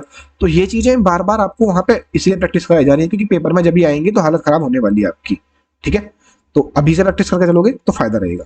ऐसे ही एक एवरेज बच्चा मिक्स प्रैक्टिस बहुत कम करता है। वो क्या करेगा, टीचर से पढ़ लिया और रूल्स रट लिए और चैप्टर वाइज बार बार क्वेश्चन करता रहेगा, और फिर बोलेगा कि भैया मैं तो जब चैप्टर वाइज एरर करता हूँ ना, तब तो मेरे को दिख जाती हैं एरर्स, बट जैसे ही मैं जाता हूँ मिक्स क्वेश्चंस पे, तो मेरे को एरर दिखनी बंद हो जाती है। पेपर में मेरे को पता ही नहीं चलता किस पार्ट में एरर है।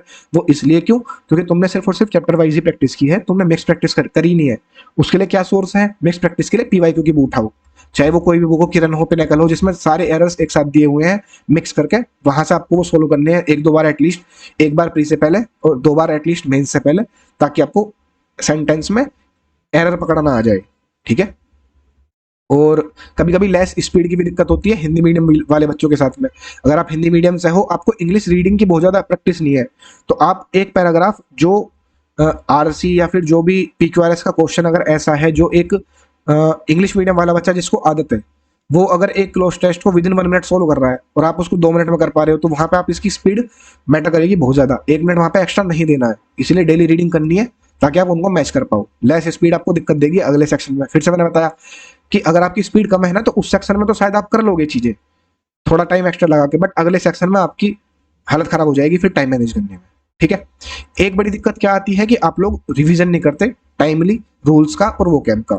आपने रूल्स पढ़ लिए, एक बार सिलेबस किया हुआ है टीचर से किसी से भी, और आप भूल गए, फिर उसको आप बस कुछ भी करे जा रहे हो कि ठीक है मैंने तो सिलेबस कर लिया है। भाई रूल्स का टाइमली रिवीजन भी बहुत ज्यादा जरूरी है और वोकैब का टाइमली रिवीजन भी बहुत ज्यादा जरूरी है।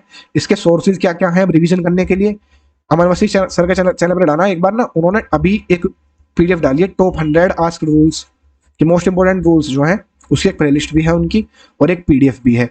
इसके अलावा जिन्होंने पहले से कर रखे हैं और सोर्सेज भी हैं, जैसे कि 120 rules by Nimisha Bansal ma'am, ठीक है, और 100 रूल्स अड्डा 247 वालों के भी हैं। जिसने पहले कहीं से भी ये रूल्स किए हुए हैं वो उनको रिवाइज करते रहा करो, अगर नहीं करोगे तो भूल जाओगे। मैं पर्सनली प्रेफर करता हूं अमन वशिष्ठ सर वाली वीडियोस, क्योंकि मेरे को उनका ग्रामर समझाने का तरीका बेस्ट लगता है। फिलहाल मैं खुद भी पढ़ा हुआ हूं उनसे, इसलिए मैं रिकमेंडेशन में भी बार बार वही बताता हूँ कि अगर वहां से ग्रामर एक बार कर लोगे तो दिक्कतें नहीं आएंगी। बाकी सारे टीचर भी अच्छे हैं, जहां से पढ़ा हुआ है आप रिवाइज कर सकते हो। ठीक है, बस प्रेफरेंस की बात है अपनी कि आपको कौन सा बेटर लगता है समझाने का तरीका। ठीक है। और वोकैब के लिए आप द पंडित्स की जो बेस्ट वोकैब सीरीज की एक पीडीएफ डाली हुई है हमने, जहां पे 400 तो साइन एंटो है, 500 वन वर्ड है और लगभग 500 ही ईडियम्स हैं और 250 स्पेलिंग्स हैं। ये आपको the pandits official Telegram channel के फाइल सेक्शन में आप सर्च करोगे तो आराम से मिल जाएंगी। ये एकदम बेस्ट वाली पीडीएफ, मतलब क्या मतलब है इनका बेस्ट वोकैब का, कि ऐसे वर्ड्स जो आप लिटरली भूल जाते हो बार बार, जिनको बार बार रिवाइज करने की जरूरत है। आप 1 से 100 तक वर्ड पढ़ोगे, उसमें आपको 20 से 25 वर्ड ऐसे मिलेंगे जो आप भूल जाओगे। वही हमने 20 से 25 वर्ड वहां पे डाले हुए हैं।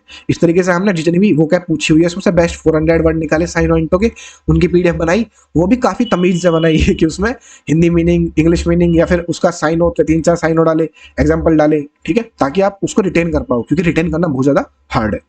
तो ये आपकी इंग्लिश की दिक्कतें थी, सबका मैंने सोल्यूशन बता दिया है। रीडिंग डेली करो, इंग्लिश माध्यम के आर्टिकल्स पढ़ो, कुछ भी पढ़ो, फैजल की वीडियो देखो, फिक्स प्रपोजिशंस की वीडियो देखो, वोकैब के पीवाईक्यूज हमारी वाली वोकैब की पीडीएफ से रिवाइज कर लो। हाँ, अगर नई वोकैब आ जाती है तो उसमें आप कुछ नहीं कर सकते। नई वोकैब अगर आती है तो वहां पे आपका ऑप्शन एलिमिनेशन वगैरह आप यूज कर सकते हो, वो सबके लिए नहीं है, उसमें आप कुछ ज्यादा तीर मार नहीं पाओगे। ठीक है, वो सबका फिर कटने वाला है अगर कटेगा तो। और क्लोज टेस्ट के लिए तीनों चीजें आपकी अच्छी होनी चाहिए, प्रैक्टिस करो अच्छे से पिनाकल से, और स्पीड के लिए मॉक्स लगाओ। ठीक है, और टाइमली रिवीजन आपका रूल्स और वोकैब का चलता रहना चाहिए। ये इस वाले पार्ट का सॉल्यूशन है। नेक्स्ट आते हैं अपने जनरल अवेयरनेस वाले सेक्शन पे, जो कि बहुत ज्यादा लोगों का माथे का दर्द बना हुआ है। अरे सर क्या करें, 10 नंबर आ रहे हैं, 15 नंबर आ रहे हैं। ठीक है, इसमें जो मोस्टली बच्चे गलतियां करते हैं वो मैंने सारी यहाँ पे इस पे लिखी हुई है, देखो क्या क्या है। शुरू से स्टार्ट करते हैं। Trying to cover the complete syllabus, that is all topics. अगर आप कोशिश कर रहे हो कि आप जनरल अवेयरनेस का कंप्लीट सिलेबस कवर करोगे, तो वो स्टार्टिंग में आपकी एक गलती हो जाएगी, क्योंकि ये ऐसा सब्जेक्ट नहीं है जहां पे आपको 50 आउट ऑफ 50 मार्क्स लाने हैं। ठीक है, जीएस में अगर आप 30-35 नंबर लेके आ रहे हो वो एक अच्छा स्कोर होता है, और उसके लिए आपको सबसे पहले मोस्ट इंपोर्टेंट टॉपिक्स कवर करने होते हैं, जिसमें आपको देखना होता है कि क्या एसएससी का ट्रेंड है अभी, किन टॉपिक से वो क्वेश्चंस पूछ रही है, किस टॉपिक से उसने लास्ट के 5 साल में सबसे ज्यादा क्वेश्चंस पूछे हुए हैं। वो चीज अगर आप देखोगे तो पहले वही चीज कवर करनी होती है। जैसे कि मान के चलो फॉर एग्जाम्पल, अगर आप हिस्ट्री पे फोकस ना करके बहुत ज्यादा इकोनॉमिक्स पढ़ रहे हो तो आपकी गड़बड़ है फिर वो टाइम की, कि आपको हिस्ट्री पॉलिटी तो आती नहीं है और आप इकोनॉमिक्स ज्योग्राफी पढ़े जा रहे हो, या फिजिक्स केमिस्ट्री पर बहुत ज्यादा ध्यान दे रहे हो, बायोलॉजी आपने छोड़ दी। क्यों? क्योंकि एसएससी का पैटर्न ऐसा है कि बायोलॉजी से 3 से 4 क्वेश्चन आ रहे हैं, फिजिक्स से 1 आ रहा है, केमिस्ट्री से 1 आ रहा है, इकोनॉमिक्स से 1 आ रहा है, ज्योग्राफी से 1 या 2 आ गया, स्टैटिक में चला गया वो क्वेश्चन, हिस्ट्री से 3-4 आ रहे हैं, पॉलिटी से 3-4 आ रहे हैं। अब अगर एक बच्चा ऐसे में हिस्ट्री पॉलिटी छोड़ने के बाद सिर्फ और सिर्फ इकोनॉमिक्स पर फोकस कर रहा है, या फिर ये कोशिश कर रहा है कि मेरे को हिस्ट्री तो आती नहीं, इकोनॉमिक्स का मैं पीएचडी कर लूँ, तो वो गड़बड़ है फिर। ठीक है, तो पहली गलती ये मत करना कि आप कोशिश करो कि सारे के सारे मेरे सिलेबस कंप्लीट हो। नहीं भाई, मोस्ट इंपोर्टेंट टॉपिक्स पे फोकस करो। सबसे पहले वो आपको अच्छे से आने चाहिए, मोस्ट इंपोर्टेंट चैप्टर्स और सब्जेक्ट्स, कि मेरे को पहले हिस्ट्री अच्छे से पढ़नी है। ऑर्डर आपका यही होना चाहिए, हिस्ट्री पहले अच्छे से कवर करो, पॉलिटी या फिर पॉलिटी कर लो, जो भी आपको अच्छी लगती हो। पॉलिटी थोड़ी छोटी है in comparison to history, history के 3 पार्ट हो जाते हैं। तो सबसे पहले पॉलिटी कवर करो अच्छे से, उसमें कॉन्स्टिट्यूशन वाला पार्ट अपना एकदम टिप्स पे होना चाहिए, रूल्स कंडीशन सब कुछ। उसके बाद आप हिस्ट्री पे आओ, फिर आप बायोलॉजी पे आओ, उसके बाद आप फिर किसी पे भी जा सकते हो, वो आपकी मर्जी है। बट ये तीनों जो पार्ट्स हैं आपके, ये स्टैटिक जीके को आप इसमें और मिला लो, तो 3-3-3 मतलब 9-10 क्वेश्चन तो ये हो गए, 3-4 स्टैटिक जीके से हो गए, 13-14 क्वेश्चन आप यहीं से लगा सकते हो। देख लो 25+ मार्क्स का बन जाएगा आपका मामला। जैसा अभी का पैटर्न है, समझ रहे हो ना। तो सारे चैप्टर्स के पीछे सारे क्या कहते हैं सब्जेक्ट के पीछे भागने की जरूरत नहीं है, ठीक है। सेकंड गलती क्या है कि आप इंपॉर्टेंट टॉपिक्स की जो थ्योरी है उसको अच्छे से कवर कर ही नहीं रहे हो। आपने मतलब एक अच्छे सोर्स से पढ़ा ही नहीं है, कि जैसा हिस्ट्री के हो गया कि गवर्नर जनरल्स वगैरह वगैरह, आपने कोई भी रैंडम यूट्यूब वीडियो देखी जिसमें कंप्लीट पढ़ाया हुआ भी नहीं है, उसके बेस पर रिलाई करके कि मैंने बैटल्स पढ़ लिया। ऐसा नहीं करना। स्टैंडर्ड बुक्स फॉलो करो जो अच्छी, जो पहले चलती हुई आ रही है, जैसे लुसेंट हो गया, मनोहर पांडे हो गया, ठीक है। ऐसी बुक्स फॉलो करो थ्योरी के लिए जो स्टैंडर्ड है, ना कि कोई भी रैंडम बुक या रैंडम वीडियो, ठीक है। या फिर ऐसे टीचर्स जिनको आइडिया हो कि पेपर क्या पूछ रहा है, जैसे परमार सर हैं, या फिर कैररविल की वीडियोस होती हैं वो भी काफी अच्छी होती हैं, ठीक है। वरुण अवस्थी सर हैं जीके के, वो भी अच्छे हैं। और प्रतियोगिता मंत्र वाले एक सर हैं राहुल अरोरा, वो भी अच्छे हैं जीके के लिए। तो जो अच्छे टीचर्स हैं उनको फॉलो कर सकते हो, बट रैंडम मत करना कि कुछ भी आपने रिलाई कर लिया एक वीडियो पे, ठीक है। तीसरा है इग्नोरिंग प्रीवियस क्वेश्चंस, कि आप सिर्फ और सिर्फ थ्योरी पढ़ के चले गए, आपने पीवाईक्यूज देखे ही नहीं है कि क्या पूछा हुआ है। अगर आप पीवाईक्यूज देखोगे तो आपको पता चलेगा कि दिल्ली सल्तनत से बहुत क्वेश्चन आए हुए हैं, ठीक है, in comparison to Mughals. Mughal से थोड़े कम क्वेश्चन है, दिल्ली सल्तनत से ज्यादा क्वेश्चन आए हुए हैं, ठीक है। या फिर आप ऐसे देखोगे इंडस वैली से बहुत ज्यादा क्वेश्चन आए हुए हैं, मौर्यन एम्पायर से इतने ज्यादा नहीं आए हुए। तो वो चीजें आपको पीवाईक्यूज करने से पता चलेंगी कि क्या चीजें ज्यादा पूछी गई हैं, क्या चीजें नहीं पूछी गई हैं, ठीक है। तो जितने भी आप इंपॉर्टेंट टॉपिक्स कवर कर सकते हो उनके पीवाईक्यूज भी साथ के साथ कवर करने बहुत ज्यादा जरूरी है, ठीक है। उसके बाद आपने एक बार वो टॉपिक्स कर लिए, फिर आप करने के बाद छोड़ देते हो उनको, मतलब आप रिवीजन नहीं करते। लैक ऑफ मल्टीपल रिवीजन, कि आपने पढ़ तो लिया बैटल या आपने गवर्नर जनरल पढ़ तो लिए, बट आप उसको एक महीने फिर देख ही नहीं रहे खोल के, कहाँ से याद रहेगा भाई, नहीं याद रहेगा ना। तो जो ऐसी लिस्ट है इंपोर्टेंट टॉपिक्स की, उसका बार बार रिवीजन करना पड़ेगा, ठीक है। नेक्स्ट आपकी गलती क्या है कि आप टाइम वेस्ट कर रहे हो करंट अफेयर्स पे। अभी एसएससी का ऐसा पैटर्न है कि 2021 के करंट अफेयर, 2022 के करंट अफेयर, 2023 के करंट अफेयर, मतलब जो हिस्ट्री हो चुकी है उसको भी वो करंट अफेयर में डाल देता है। अगर ऐसे टाइम पे अगर आप डेली की एक वीडियो 1 घंटे की करंट अफेयर की देख रहे हो लगातार 3 महीने से 4 महीने से, तो गड़बड़ है, ठीक है। कितना करना है, लास्ट 6 मंथ की एक बार इंडोलॉगस की वीडियोस कर लो। अगर करंट सच में करंट हुआ तो आपका वो ठीक हो जाएगा, अदरवाइज फिर दिक्कत होगी, ठीक है। एक सेकंड रुकना, 1 मिनट। मनीष, मनीष, गेट बंद करना भाई।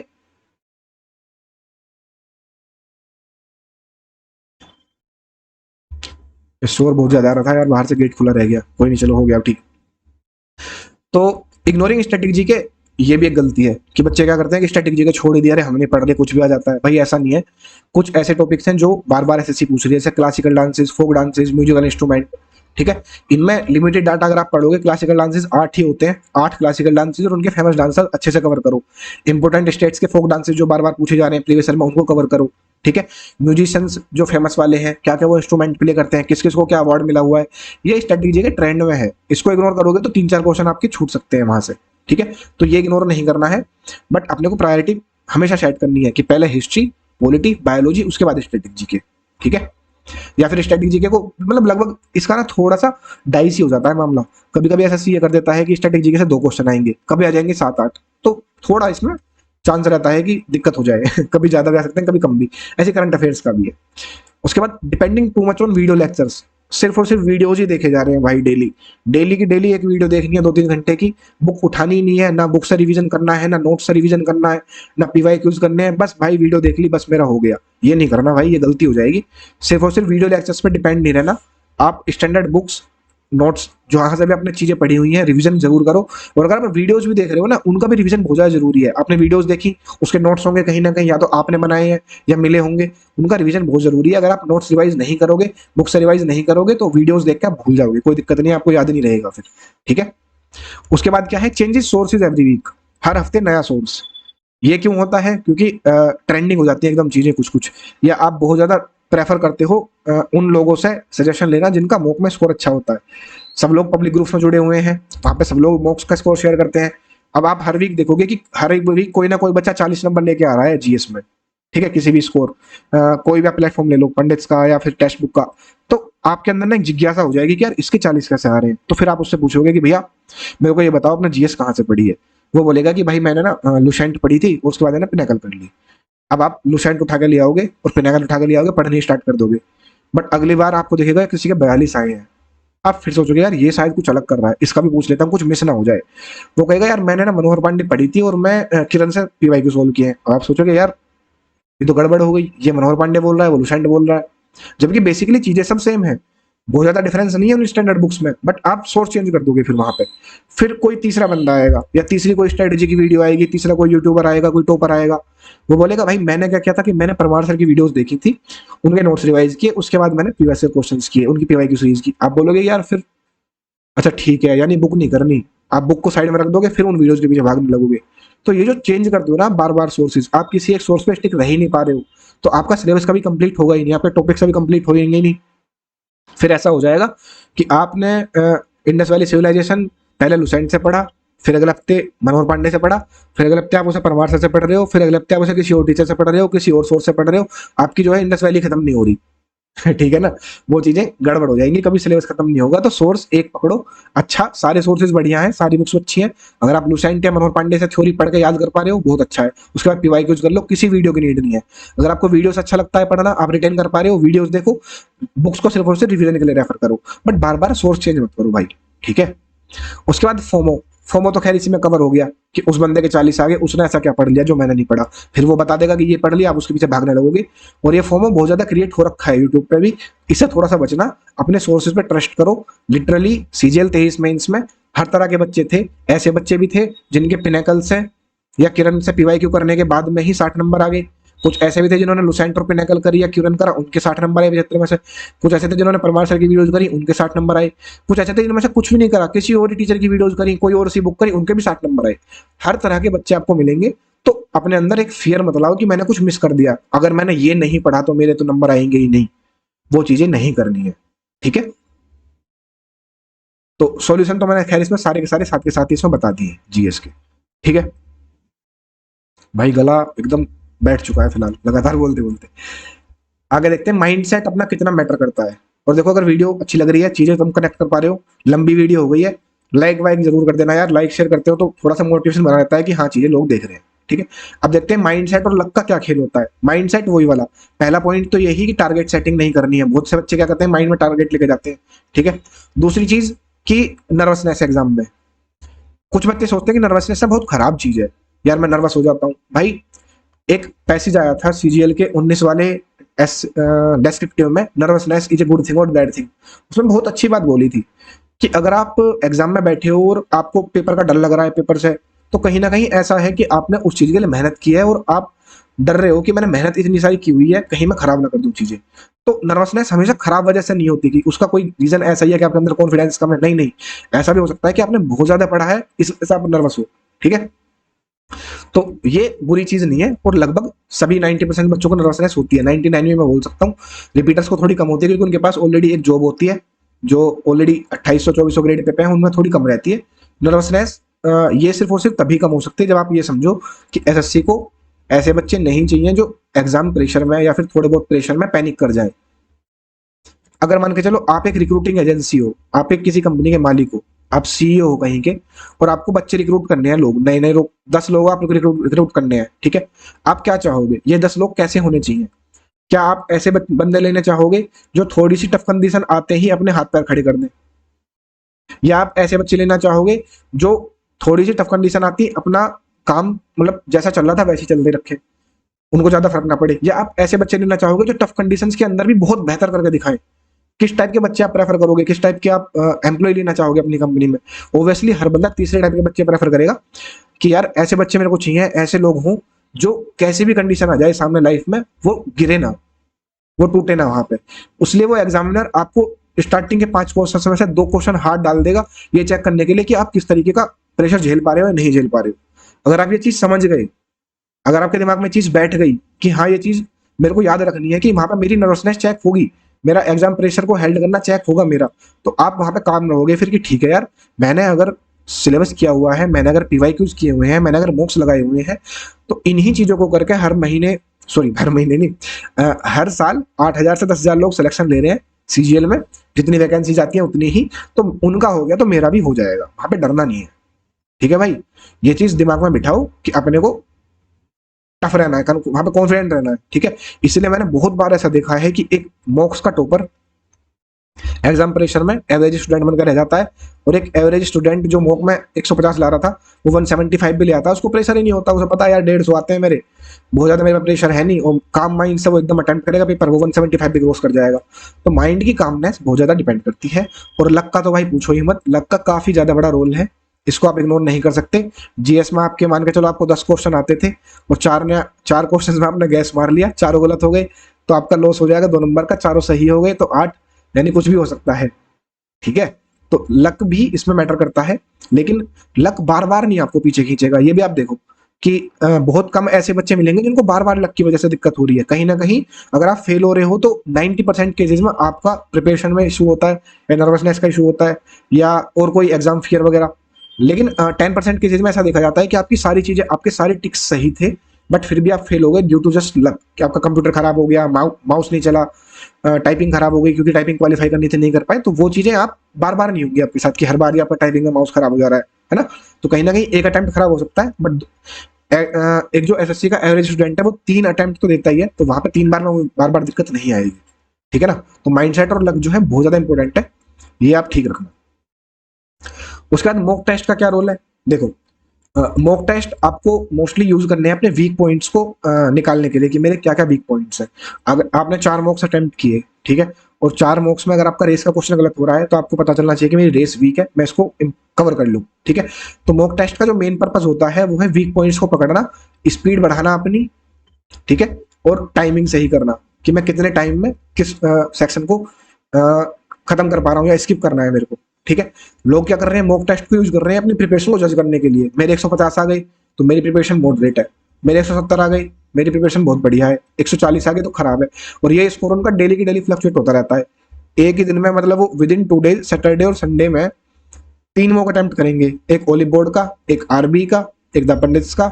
ओली बोर्ड में 140 आ गए, आरबी में 120 रह गए, पंडित्स में 135 रह गए। क्या मतलब है कि तीनों मॉक्स में अलग अलग स्कोर का मतलब ये निकालते हैं बच्चे की मेरी प्रिपरेशन, अरे इतना ज्यादा वेरिएशन, मेरा तो स्कोर फ्लक्चुएट हो रहा है। भाई पेपर का लेवल ही अलग अलग है तो स्कोर तो फ्लक्चुएट होगा ही। ठीक है, स्कोर को बहुत ज्यादा ध्यान नहीं देना है, हमारा मेन पर्पज है कि हम अपने वीक पॉइंट्स को पकड़ें।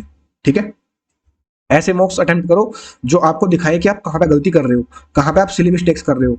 जैसे आप अगर अपने वाले मॉक्स देखोगे तो उसमें जानबूझ के लास्ट की लाइन चेंज की जाती है, ट्वाइस पूछा जाता है कि ट्वाइस ऑफ एक्स बताओ, या 50% बताओ, या फिर लास्ट में रेडियस की जगह डायमीटर पूछते हैं। हम लोग जानबूझ के गलतियां कराते हैं, उनको बोलते हैं हम सिली मिस्टेक प्रोन क्वेश्चंस, और आपको बार बार देखने के मिलेंगे। तो मॉक्स ऐसे चूज करो जो आपको चीजें, जो गलतियां आप एग्जाम में करने वाले हो ना, वही आपको पहले ही इतनी बार करा दें कि आपकी गलती फिर एग्जाम में ना हो। ठीक है, दूसरी वैरायटी मॉक्स चूज करो जहां पे इजी, मीडियम, हार्ड हर तरह के मॉक्स हो। ठीक है, ऐसा नहीं है कि आप सिर्फ इजी इजी अटेम्प्ट कर रहे हो, आपने सिर्फ पीवाईक्यू करे और हार्ड शिफ्ट की आपने प्रैक्टिस ही नहीं करी, इजी पीवाई करके चले गए, वहां पे हार्ड शिफ्ट आ गई, आप ढह जाओगे। आप सिर्फ मॉडरेट पेड मॉक्स करके गए, आपने अच्छे शिफ्ट की प्रैक्टिस नहीं करी, वहां पे भी आप ढह जाओगे। तो ऐसे मॉक्स प्रेफर करो जहां पे हर तरह की वैरायटी हो, कभी भी किसी एक सिंगल प्लेटफॉर्म पे डिपेंड मत रहो। 2023 में बहुत बड़ी गड़बड़ हुई थी मेंस में कि काफी बच्चे एक ही सिंगल प्लेटफॉर्म पर डिपेंड करके चले गए, उसके मॉक्स जो थे वो मॉडरेट लेवल के थे, मैथ थोड़ा अच्छा आ गया पेपर में, बच्चे ढह गए वहां पे। ठीक है, मैंने पहले ही बताया था, ये जिन बच्चों के साथ हुआ है वो कनेक्ट कर पाएंगे। तो वैरायटी, या तो मॉक्स ऐसे हो जिनमें हर तरह के क्वेश्चन हो, या फिर एटलीस्ट 2 प्लेटफॉर्म आप यूज करो। ठीक है, और हाँ, मैं प्राउडली कह सकता हूँ कि हम लोग इन चीजों का ध्यान रख रहे हैं। अपने मॉक्स में हम सिली मिस्टेक्स भी कराते हैं, हम वैरायटी भी चेंज करते हैं बार बार, और लेटेस्ट पैटर्न भी हम फॉलो कर रहे हैं जो CHSL 24 प्री का पैटर्न है। ठीक है, आपको सारे क्वेश्चंस मिलेंगे, सिलेक्शन फेज के क्वेश्चंस, आपको CPO 24 प्री के क्वेश्चंस, आप देखोगे सारे क्लोज टेस्ट नए एकदम। ठीक है, तो लेटेस्ट पैटर्न पे आप जो क्वेश्चंस हो ऐसे मॉक्स प्रेफर करो जो लेटेस्ट पैटर्न आपको लाके दे रहे हैं, ताकि आपकी प्रैक्टिस वहां पे हो पाए। जैसे कि इन्वर्स ट्रिग्नोमेट्री का एक क्वेश्चन आया था, अब आपको वहां पे वो क्वेश्चन दिख गया, आपको और प्रैक्टिस करनी है तो आपको मॉक्स में क्वेश्चन उसका मिलना चाहिए, तभी प्रैक्टिस आप कर पाओगे। ठीक है, और एग्जाम लाइक प्रेशर आपको फील होना चाहिए मॉक के अंदर बैठ के। ऐसा ना हो कि हलवा है बस ठीक है अटेम्प्ट कर दिया, आप सोते जगते कर रहे हो। मॉक टेस्ट कभी भी ऐसा मत दो कि सोते जागते या कैसे भी करके दे दिया, लेट के दे दिया, नहीं भाई। जैसा एग्जाम में आप बैठते हो ना, जो प्रेशर एग्जाम में फील होता है वैसी कंडीशंस क्रिएट करो। वहां पे टेबल चेयर लगाओ प्रॉपर्ली अपने घर पे, सुबह के टाइम 9-10 बजे दिया करो पेपर मॉक वाला, अगर आप वर्किंग नहीं हो तो, अदरवाइज कोई फायदा नहीं होगा फिर। ठीक है, तो choose your mock test wisely. Next, हाँ, थोड़ा सा मैं ये बता देता हूँ, देखो मेहनत इतनी करी है अपन ने भी मॉक टेस्ट में कि हर तरह की चीजें हमने, ये जो भी मैंने पीछे बताई है सारी की सारी को बातों को ध्यान में रखते हुए अपन लोग टेस्ट क्रिएट कर रहे हैं। और ये अपने 2 प्लान्स हैं, थोड़ा सा प्रमोशन कर लेता हूँ मैं, कि 299 वाला प्लान है, इसमें हम लोग वीडियो सॉल्यूशंस देते हैं मैथ्स के, इंग्लिश के, और डिटेल एनालिसिस वीडियो में मिलती है कि क्या गलत हुआ है, क्या नहीं गलत होना था। और एक लाइट वाला वर्जन है जहाँ पे मॉक्स तो सेम है, लेवल सेम है, सब कुछ क्वेश्चन सब कुछ सेम है, सिर्फ आपकी ये तीनों वीडियोज हट जाएंगी। तो अगर आप एक रिपीटर हो तो आप ये वाला 199 वाला प्लान ले सकते हो, अगर आप फ्रेशर हो तो ये ले सकते हो। एक चीज और, अब मैं यहाँ पे बता देता हूँ, चलो ठीक है प्रमोशन तो ठीक है, लेकिन एक सच्ची बात ये है कि अगर आप फ्रेशर हो ना एक, और आपका स्कोर अभी पीवाईक्यू में 120 130 आ रहा है, तब आप बहुत ज्यादा पेड मॉक्स मत दो, हमारे वाले मत देना। आप एक लास्ट के एक महीने में सिर्फ ऐसे मॉक्स दो जो पीवाईक्यूज हों, ठीक है। सीजीएल 23 के सेट्स दो, सीजीएल 22 के सेट्स दो, 21 के दो, ठीक है। एग्जैक्ट वही सेट्स दो, पेड मॉक्स पर ज्यादा मत डिपेंड करो, मिक्स रखो कि अगर आप एक वीक में 5 मॉक लगा रहे हो तो एटलीस्ट 3 पीवाईक्यूज हो, 2 आप पेड मॉक लगा सकते हो, ये देखने के लिए कि हाँ मैं रियल एग्जाम में लाइव मॉक्स में कहाँ पे स्टैंड कर रहा हूँ, ठीक है। तो फ्रेशर्स को बिल्कुल भी मैं ये रिकमेंड नहीं करूंगा कि आप बहुत ज्यादा पेड मॉक्स के पीछे भागो, चाहे वो टेक्स्ट बुक के पेड मॉक्स हो, चाहे हमारे पेड मॉक्स हो, चाहे किसी के भी हो। लास्ट मंथ आपका कॉन्फिडेंस बूस्टिंग के लिए आप पीवाईक्यू के मॉक्स लगाओ। हाँ, अगर आप एक रिपीटर हो, अगर आप एक रिपीटर्स हो तो मैं ये भी बोलना चाहूंगा कि अगर आप वहां पे 150 160 लेके आ रहे हो पीवाईक्यूज में टेक्स्ट बुक में, तो आप प्रोमोक्स जरूर देना, फिर तो बहुत सारी चीजें सीखने को मिलेंगी, कहाँ पे आप गलतियां कर रहे हो, कहाँ पे आपकी सिली मिस्टेक्स हो रही हैं, वो सब चीजें बहुत अच्छा रहेगा आपके लिए, आप जरूर इसको कंसिडर कर लेना, ठीक है। और रिव्यूज हमारे काफी काफी अच्छे हैं, आप देख भी सकते हो पहले भी, ठीक है। मेहनत कर रहे हैं तो चीज रंग भी लाती है। एक इंपॉर्टेंट पॉइंट ये भी है कि 99.99% सॉरी 99% लोगों की जो तैयारी है वो कभी पूरी नहीं होती। बच्चा पता क्या करता है, बच्चा मॉक देगा, मॉक के बाद उसको पता चलेगा कि मेरे 4 टॉपिक ये गलत हुए हैं, ये मेरे वीक है, फिर वो ना अगला मॉक देगा ही नहीं, वो सोचेगा मैं पहले ना 4 टॉपिक पढ़ लेता हूँ तब अगला मॉक दूंगा, फिर उसको अगले मॉक में अगले 4 टॉपिक वीक मिलेंगे, फिर वो सोचेगा यार अब मैं पहले इनको पढ़ लेता हूँ फिर मैं अगला मॉक दूंगा। इस तरीके से वो मॉक बहुत कम देता है और टॉपिक्स के पीछे भागता रहता है, ये सोच के कि मैं एक बार तैयारी पूरी कर लूँ, इसको बोलते हैं तैयारी, कि मेरा सिलेबस या मेरे पीवाईक्यूज कंप्लीट नहीं हुए। भाई ये मत करना, मॉक्स की बहुत ज्यादा इंपॉर्टेंस होती है। मॉक्स लगातार अभी, चाहे आप फ्रेशर हो, चाहे आप रिपीटर हो, चाहे आप किसी भी लेवल पे हो, भाई मैं सजेस्ट करूंगा लास्ट का एक महीना है, एटलीस्ट एक मॉक तो डेली दो, एटलीस्ट एक मॉक आप डेली दो, चाहे आपका कुछ भी स्कोर आ रहा है सही, उसका अच्छे से एनालिसिस करो। 2 ही घंटे आपके लगेंगे इसमें, 1 घंटा मॉक देने में, 1 घंटा एनालाइज करने में, बट ये 2 घंटे बहुत ज्यादा फ्रूटफुल होने वाले हैं, क्योंकि आपको टाइम मैनेजमेंट आ जाएगा पेपर में। आप चाहे कितनी भी वीडियोस देख लो, कितने भी टीचर्स की वीडियो देख लो मैथ की, आपका हाथ पेपर में तभी चलेगा जब आपने मॉक से प्रैक्टिस की होगी, ठीक है। तो वीडियो वीर मत बनना, पीडीएफ वीर मत बनना, मॉक वीर बन सकते हो, वो बहुत अच्छी चीज है, ठीक है। मॉक वीर बनो। और इसका सॉल्यूशन क्या है, अगर आपको कॉन्फिडेंस ही नहीं आ रहा है कि यार मेरा सिलेबस हुआ है या नहीं हुआ है, तो हमने चारों सब्जेक्ट की चेकलिस्ट वीडियो डाली हुई है, जहां पे प्रॉपर्ली बताया हुआ है कि एक सब्जेक्ट का सिलेबस कंप्लीट करने के लिए या एक सब्जेक्ट में अच्छा स्कोर करने के लिए क्या क्या चीजें जरूरी होती हैं। वहां पे वो लिस्ट वाइज दी हुई है मैंने सारी वीडियोज, आप देखोगे एक बार अपनी वीडियोज में जाके, वहां पे प्लेलिस्ट बनाई हुई है स्ट्रेटजी की मैंने, उनको एक बार चेक करो, चेकलिस्ट को प्रिंट कराओ, वहां पे आप टिक लगाओ कि मेरी क्या क्या चीजें कंप्लीट हो गई है, क्या क्या बाकी है, तो वहां से आप एग्जैक्टली ये पता कर सकते हो कि कितनी तैयारी आपकी कंप्लीट है और क्या क्या चीजें ऐसी हैं जो आपकी छूटी हुई हैं, ठीक है। तो ये चेकलिस्ट वीडियोस आपके लिए बून साबित हो सकती है, एक वरदान। अगर आप ये पता नहीं चल पा रहा है कि यार मेरा कितना हो गया और कितना रह गया, क्या करूं, है ना, उसके लिए चेकलिस्ट वीडियोस देखो, अपने लेवल के हिसाब से आप जज कर लेना कि क्या मेरी चीजें छूटी हुई है। अरे भाई बड़ी लंबी वीडियो हो गई, मेरा गला एकदम इस टाइम पे थका हुआ है बहुत ज्यादा, इतनी लंबी वीडियो मैंने वन शॉट में मतलब एक बार भी अभी तक शूट नहीं की थी, बट आई होप कि बहुत ज्यादा चीजें सीखने को मिली होंगी। और मैं फिर से बोल रहा हूँ 100% गारंटी है इस चीज की, जो बातें इस वीडियो में बताई गई हैं अगर आप उनको अप्लाई करते हो अपने इस अगले एक महीने में, तो आपको 100% इंप्रूवमेंट देखने को मिलेगा अपनी तैयारी में, ठीक है। तो शेयर वगैरह जरूर कर देना वीडियो, अगर आपका कोई भी संगी साथी चहेता अगर आपका तैयारी कर रहा है, ठीक है, दोस्त वगैरह है, तो वीडियो जरूर शेयर करना। जितने ज्यादा इस तरह के वीडियोस चलेंगे, जितने ज्यादा व्यूज आएंगे इन चीजों पे कि लोग देखना चाह रहे हैं डेली की भसड़ से अलग कुछ, डेली की स्ट्रेटेजी वीडियोस, डेली की 30 महीने की, कभी 30 दिन की, कभी 25 दिन की, कभी 21 दिन की, मैंने बताया भी था कल, अब बहुत सारी आएंगी। उनसे अगर अलग हटके कुछ कंटेंट ऐसा आ रहा है जो रियल लाइफ बेस्ड है कि यार प्रैक्टिकली क्या हो रहा है तुम्हारे साथ में, अगर मैं ऐसी चीजें लेके आ रहा हूँ तो मैं चाहूंगा कि फिर वो वीडियोस चले। अगर क्योंकि यहाँ पे फिर व्यूज नहीं आएंगे तो मैं आगे शायद फिर सोचते सोचते रह जाऊं कि यार ठीक है कोई दिक्कत तो है नहीं, ठीक है। तो शेयर जरूर कर देना और लाइक जरूर करना, लाइक करने से वीडियो रिकमेंड करता है यूट्यूब बाकी लोगों को, शेयर करना और चैनल को सब्सक्राइब भी कर देना। आगे 3-4 वीडियो ऐसी काफी अच्छी अच्छी आने वाली हैं, ठीक है, जिनमें हम लोग बताएंगे और ज्यादा कि सीजीएल 24 प्री में आप किस तरीके से अपना मैक्सिमाइज पोटेंशियल अचीव कर सकते हो, ठीक है, मैक्सिमम पोटेंशियल। तो इस वीडियो में इतना ही, बाकी रिव्यूज जरूर बताना भाई। अगर लास्ट तक तुमने देखी है ना, तो जैसे मोक का स्कोर का जो कट ऑफ होता है ना, उसका क्रॉस करने पे मैं बोलता हूँ मिठाई खा लेना। अगर आप लास्ट तक आए हो वीडियो में तो मिठाई जरूर खा लेना, और मेरे को रिव्यूज बताना एक बार कि ये बातें आपको कैसी लगी, कि हाँ ये गलतियां हो रही हैं या नहीं हो रही हैं, चीजें पता थी, कितना इंप्रूवमेंट आपको इससे होगा, ठीक है। रिव्यूज मैटर्स अ लॉट, मेरे लिए तो बहुत ज्यादा, ठीक है। तो इस वीडियो में इतना ही, थैंक यू, मिलते हैं अपनी नेक्स्ट वीडियो में, तब तक के लिए take care and bye bye.